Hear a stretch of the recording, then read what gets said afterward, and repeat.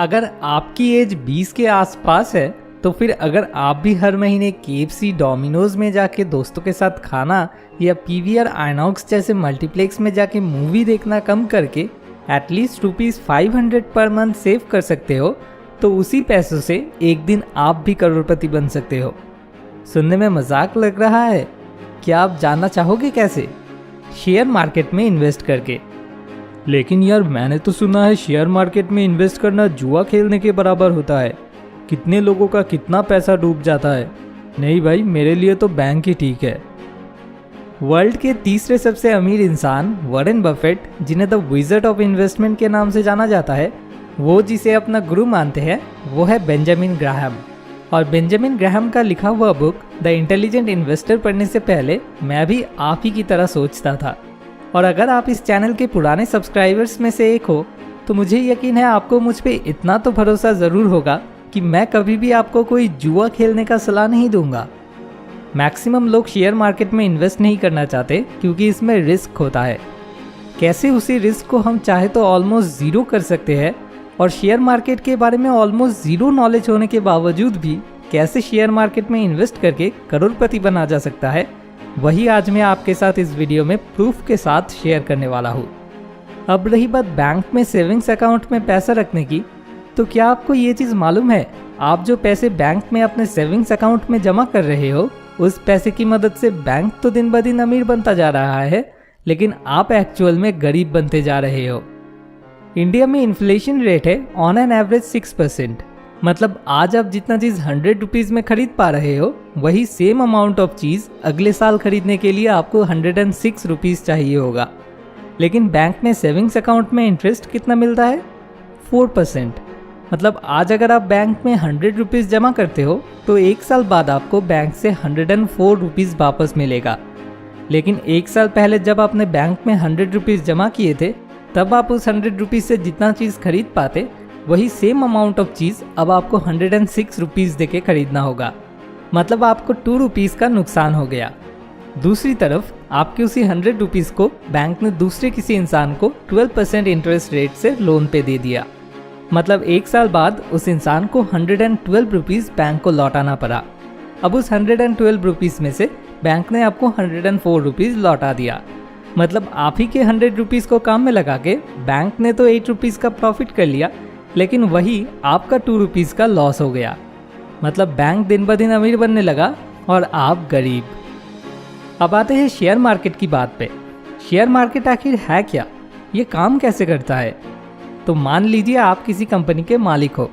अब आप चाहते हो पब्लिक से पैसा लेके अपने बिजनेस में लगाना। इसी का एक तरकीब है शेयर मार्केट में अपनी कंपनी को लिस्ट कर लेना। अब मान लीजिए अभी आपकी कंपनी की टोटल वैल्यू है ₹100, तो आपने अपनी पूरी कंपनी को 100 यूनिट में डिवाइड कर लिए।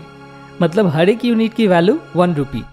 ऐसे 100 यूनिट में डिवाइड करके ₹1 पर यूनिट के हिसाब से आपने अपनी कंपनी को शेयर मार्केट में लिस्ट कर लिया। अब अगर कोई शेयर मार्केट में आके ₹10 दे के आपकी कंपनी की 10 यूनिट्स खरीद लेते हैं तो वो इंसान आपकी कंपनी के 10% शेयर के मालिक बन जाएंगे। मतलब फ्यूचर में अगर आपकी कंपनी की टोटल वैल्यू ₹100 से बढ़ के ₹1000 बन जाता है तो वो तब उस ₹1000 के 10% मतलब ₹100 के मालिक बन जाएंगे। मतलब ₹10 दे के उन्हें ₹100 रिटर्न में मिलेगा। मतलब उन्हें ₹90 का प्रॉफिट होगा। लेकिन अगर सपोज आपकी कंपनी लॉस में आने लगी और उसकी टोटल वैल्यू ₹100 से गिर के ₹10 तक आ गई तो तब उन्हें उस ₹10 का 10% मतलब ₹1 रिटर्न मिलेगा। मतलब उन्हें ₹9 का लॉस हो जाएगा।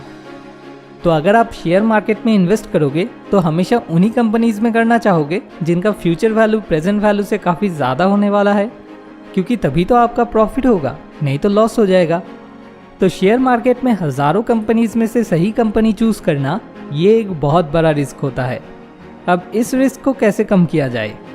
इस रिस्क को कम करने का एक तरीका है म्यूचुअल फंड। फ्यूचर में किस कंपनी की वैल्यू बढ़ने वाली है या किस कंपनी की वैल्यू गिरने वाली है, ये हम जैसे नॉर्मल इंसान से अच्छा कोई एक इकोनॉमिस्ट या फिर कोई एक शेयर मार्केट के एक्सपर्ट ज़्यादा अच्छे से बता पाएंगे। अब मान लीजिए हम जैसे 1000 लोगों ने मिलकर पैसे देके एक फंड चालू किया, इसी को कहते हैं म्यूचुअल फंड। और ऐसे हर म्यूचुअल फंड की एक मैनेजर होते हैं जो कि शेयर मार्केट के एक एक्सपर्ट होते हैं।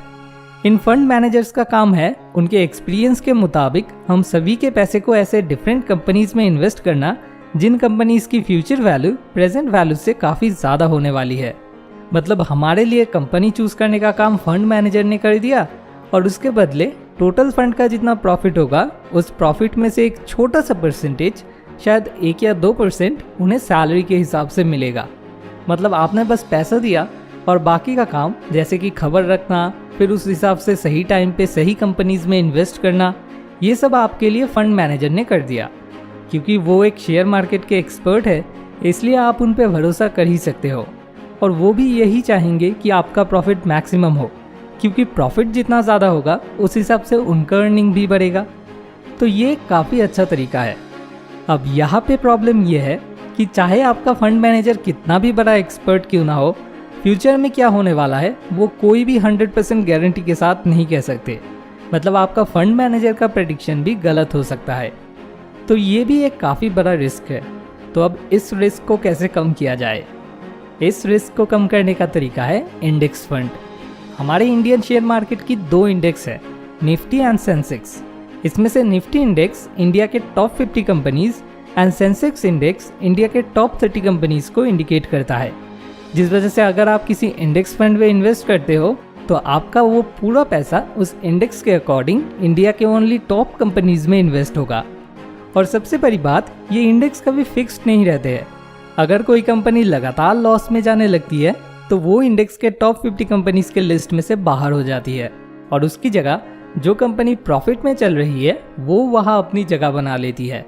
और इसी तरह उस लॉस में जाने वाली कंपनी से आपका पूरा पैसा निकाल के इंडेक्स के अकॉर्डिंग इस नई प्रॉफिट में चलने वाली कंपनी में इन्वेस्ट कर दिया जाता है। तो इंडेक्स फंड में इन्वेस्ट करने से आप किसी पर्टिकुलर कंपनी में नहीं बल्कि इंडियन इकोनॉमी में इन्वेस्ट करोगे।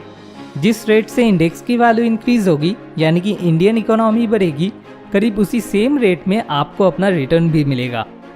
1979 में जब सेंसेक्स चालू हुआ था तब अगर कोई बस 100 रुपीज़ सेंसेक्स के किसी इंडेक्स फंड में इन्वेस्ट करके छोड़ देते तो उसी 100 रुपीज़ के बदले में उन्हें आज 39,000 रुपीज़ मिलता। मतलब 40 ईयर्स में उनका पैसा 390 टाइम्स बढ़ जाता। इसे ही अगर परसेंटेज में कन्वर्ट किया जाए तो शुरू से लेके आज तक सेंसेक्स का एवरेज रिटर्न रहा है 17% CAGR। और क्योंकि ये रेट काफ़ी हद तक हमारे इंडियन इकोनॉमी के ऊपर डिपेंड कर रहा है, इसलिए लॉन्ग रन में इस रेट का बहुत ज़्यादा इधर उधर होना पॉसिबल नहीं है। फिर भी अगर मैं मान लूँ कि अगले 40 ईयर्स में ये रेट 2% घट के 15% होने वाला है, तब भी आज अगर आपकी एज 20 है और आज से ही अगर आप हर महीने इंडेक्स फंड में सिर्फ 500 रुपीज़ पर मंथ करके इन्वेस्ट करने लग जाते हो तो आज से 40 साल बाद 15% CAGR के रेट से आपको टोटल 1.5 करोड़ रुपीज़ रिटर्न मिलेगा। इसके लिए ना तो ज़रूरत है शेयर मार्केट के बारे में जानने की, ना तो ज़रूरत है कोई रिसर्च करने की, और ना ही ज़रूरत है बढ़िया म्यूचुअल फंड कौन सा है वो ढूंढ निकालने की। ऊपर से रिस्क भी ऑलमोस्ट ज़ीरो है क्योंकि ये देश की GDP के ऊपर डिपेंड कर रहा है। कुछ भी हो जाए, देश की GDP कभी भी ज़ीरो होना पॉसिबल नहीं है, या अचानक बहुत ज़्यादा घटने या बढ़ने का भी कोई चांस नहीं है। बस आप अगर अपना मंथली एक्सपेंस थोड़ा कम करके हर महीने सिर्फ 500 रुपीज़ किसी इंडेक्स फंड में भी इन्वेस्ट कर सकते हो, उतना ही काफ़ी है। और ये तरीका मैंने आविष्कार नहीं किया है। बेंजामिन ग्राहम ने अपना बुक द इंटेलिजेंट इन्वेस्टर में एक नो नथिंग इन्वेस्टर, मतलब जिन्हें शेयर मार्केट के बारे में कुछ भी पता नहीं है, उनके लिए इसी तरकीब को उन्होंने बेस्ट मेथड रिकमेंड किया है। अगर आप इस बारे में और भी डिटेल्स में जानना चाहते हो तो नीचे डिस्क्रिप्शन में दिए हुए लिंक से जाके आप द इंटेलिजेंट इन्वेस्टर बुक को खरीद सकते हो।